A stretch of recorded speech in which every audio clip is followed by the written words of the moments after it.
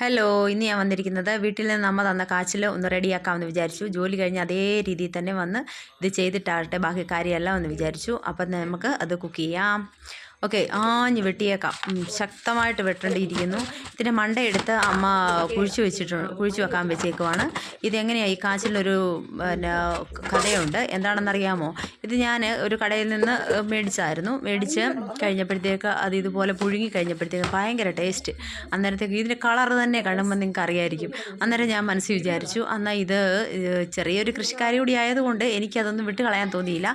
ഞാൻ ഇതിൻ്റെ മണ്ട കുഴിച്ച് വെച്ചു. പകുതിയെടുത്ത് അമ്മയ്ക്കും കുഴിച്ച് വെക്കാൻ കൊടുത്തിട്ടുണ്ടായിരുന്നു. അങ്ങനെ അമ്മയെ ഞാൻ കുഴിച്ച് വെച്ച് അതിസാഹസികമായിട്ട് ഞങ്ങൾക്ക് ഈ വർഷം അത്യാവശ്യം വലുപ്പമുള്ളൊരു കാച്ചിലാണ് കിട്ടിയത്. അതിൻ്റെ പകുതിയാണ് എനിക്ക് അമ്മ തന്നു വിട്ടിരിക്കുന്നത്. അതിൻ്റെ മണ്ട ഞങ്ങൾ വീണ്ടും കുഴിച്ച് വെക്കാൻ മാറ്റി വെച്ചിരിക്കുന്നു.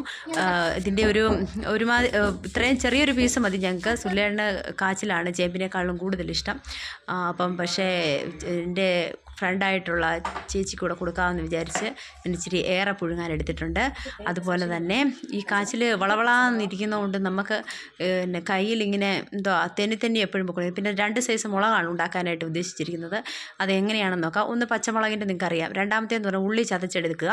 ഉള്ളി ചതച്ചതിലേക്ക് നമുക്ക് മുളക് പൊടി നമുക്ക് ഇട്ട് കൊടുക്കുക. ഉള്ളി ചതച്ചെടുക്കുക, മുളക് പൊടി ഇടുക. പിന്നെ നമ്മൾ എന്ത് ചെയ്യണം?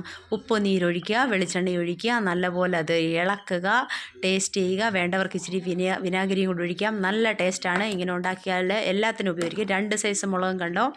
അപ്പം നമ്മൾ ഇനി കാച്ചിൽ നമുക്ക് വേകാറായി. ഒന്ന് തിളച്ചതേ ഉള്ളൂ. അപ്പോഴത്തേക്കും നമ്മുടെ കാച്ചിൽ റെഡി ആയിട്ടുണ്ട്.